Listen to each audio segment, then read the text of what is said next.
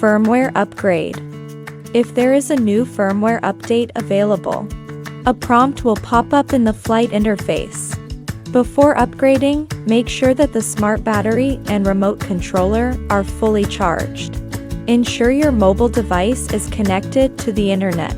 Tap the upgrade button as prompted. After the firmware download is complete, the drone will automatically start the upgrade process. The tail indicator flashes blue quickly. Do not operate the drone or the remote controller during the upgrade. After the upgrade is complete, the drone and remote controller may automatically power off. Restart the devices for use.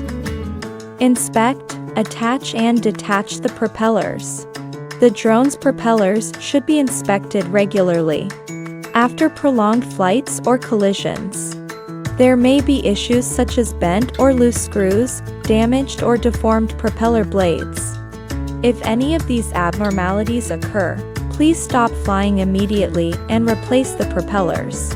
When replacing, ensure to replace both the screws and propeller blades as a complete set. When loosening the screws on the propellers, press and hold the motor with your fingers to prevent the motor from rotating. Then remove the screws and detach the propellers.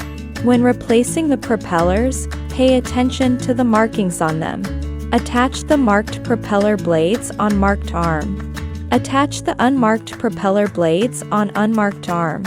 After mounting the new propellers and screws, check carefully that they are correctly mounted and secured. Incorrect installation can cause the drone to fail to take off or result in a rollover during takeoff.